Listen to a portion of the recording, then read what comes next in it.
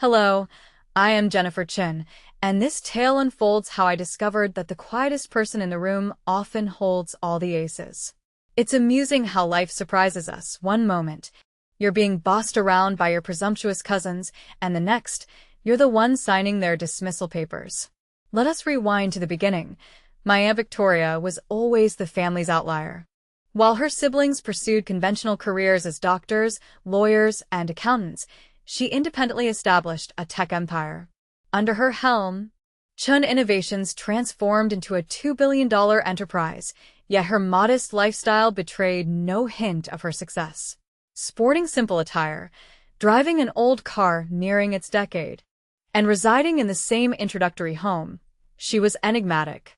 I was the sole person truly acquainted with her. As my cousins Marcus and Diana busied themselves in prestigious schools, boasting about their familial ties, I spent weekends with Aunt Victoria, learning coding on her antiquated PC. Business isn't about fancy degrees, Jenny, she advised while observing my efforts on my first program. It's about recognizing what others overlook. Tragically, after my parents died in a car accident when I was 12, Aunt Victoria took me in. Other relatives murmured it was guilt-fueled as she was engrossed in empire building and couldn't aid her brother during financial turmoil. However, I knew she saw potential in me others didn't. For 15 years, I worked closely with her, starting from scratch. As Marcus and Diana partied their way through college, I was mastering all facets of Chen Innovations, from customer service to product development. They mockingly called me Aunt Victoria's shadow, but it didn't matter. I was learning invaluable lessons no business education could provide. The blow came with her diagnosis: stage 4 pancreatic cancer. Aunt Victoria addressed it pragmatically and without fuss. I was perplexed then, but soon it became clear. Aunt Victoria passed gently in her sleep 3 months later. Her funeral was a gathering of the tech industry's elite, but my cousins made it their spectacle. Marcus delivered a tearful tribute to our dearly loved aunt, a woman he barely visited in a decade, while Diana dramatically wept for the cameras. Clutching her designer handbag, the real drama emerged at the will reading at Chen Innovations headquarters. Gathering were her siblings, their spouses, Marcus, Diana, and myself. Everyone expected Marcus, the eldest male heir, to inherit the company, with significant shares distributed within the family. Naturally, and our traditional Chinese family. That's typically how things were managed. Mr. Patterson, the lawyer, cleared his throat before starting to read. Initially, it was the usual small bequests to longtime employees and donations to charities. Suddenly, the shocking moment arrived, and, to my niece Jennifer Chen, I bequeathed my controlling interest in Chen Innovations, amounting to 70% of all voting shares, with the remaining 30% to be distributed among current employees based on their years of service.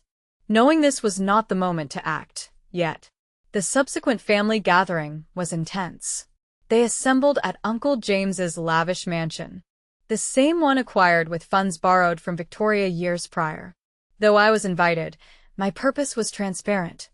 Jenny, dear, serve the coffee.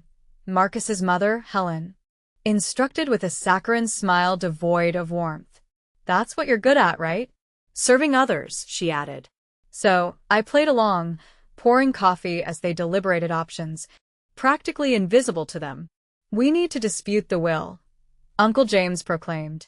Victoria was clearly not in her right mind towards the end, Marcus ridiculed, not making eye contact as I refilled his cup. Look at her, he scoffed, commenting on my simple attire of a blouse and slacks, while they flaunted designer ensembles. Little did they know, I owned the building housing their preferred designer's flagship store. The board will never accept her, Diana chimed in while using her phone as a mirror. They require someone with appropriate education and connections. I continued my coffee-serving charade, overhearing their elaborate schemes against me. Legal battles, board member lobbying, media manipulation, yet not addressing me directly even once. To them, I was practically furniture, just as I had been for years. Eventually, Uncle James addressed me. Jenny, we can resolve this easily or the hard way.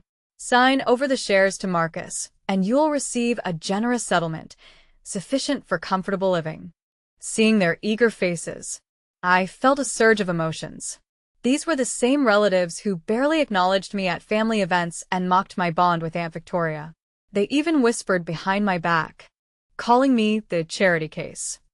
Softly, I muttered, "I'll think about it," as I collected the coffee cups. I informed them that the board meeting was on Monday, and I would have my decision by then. Their smiles broadened with triumph, already seeing their victory. Marcus even patronizingly patted my head, saying, "Good girl, I knew you'd come around." Exiting the mansion, I pulled out my phone and the envelope Aunt Victoria had entrusted to me. Inside were documents, passwords, and a letter.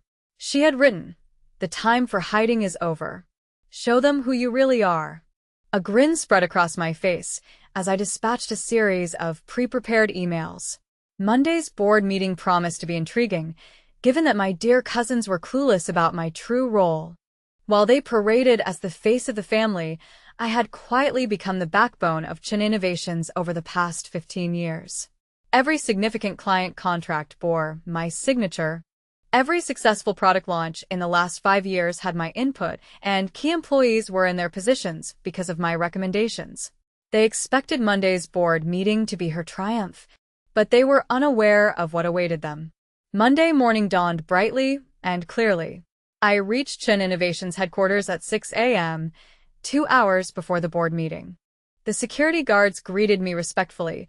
They had known my true identity for years. Rumor had it that Marcus and Diana spent the weekend contacting board members. I quietly stated, "You're in my seat." Marcus laughed, attempting to brush off the situation. "Come on, Jenny, we all know Mr. Chen dash," I interrupted him sharply. "You are in my seat. Move. Security is outside to escort you from the premises." "Ban, you're next," I added. "Your things are already packed." "You can't do this," Ban screeched. "We're family," I responded calmly. "Were we family when you made me fetch coffee? When you derided my clothes, my education, my commitment to Aunt Victoria? No, Ban, you clearly showed me how you viewed family." More security personnel who were aware of my actual position for years entered the room. Uncle James, Aunt Helen. I addressed them. "You must choose. Support my leadership and retain your shares as silent partners, or leave with your children to unemployment. Decide now." They glanced at each other, then at their distressed children being ushered out, and nodded quietly. As the chaos waned, I resumed the discussion with the board. "Now, shall we talk about those expansion plans?" The ensuing few hours were fruitful. By day's end, my role was secure, the expansion plans were sanctioned, and a press release announcing my new leadership was in circulation. That evening, I sat in Aunt Victoria's former office, now mine, gazing at her picture. "You taught me well," I murmured. "Power isn't in shouting the loudest or wearing the fanciest clothes. It resides in patience, wisdom, and timing." My phone buzzed with messages from families suddenly recalling their deep affection for me, but I ignored them all except the one from Maria, Aunt's former housekeeper, who had shown kindness even when I was just the poor relative. "You did good, Miss Jenny," her message read. "Your aunt would be proud." Smiling, I looked at the city lights. Under my guidance, the company would flourish, not because of inherited privilege, but through my earned success. Marcus and Ban, last I heard, were attempting to launch their own enterprise. Best of luck to them. They'll finally understand what genuine work entails. As for me, Aunt Victoria's lessons continue to guide me closely. Success isn't about being visibly powerful. It's about holding real strength. Sometimes the quietest person in the room is the most important one to heed, for they might eventually lead the room.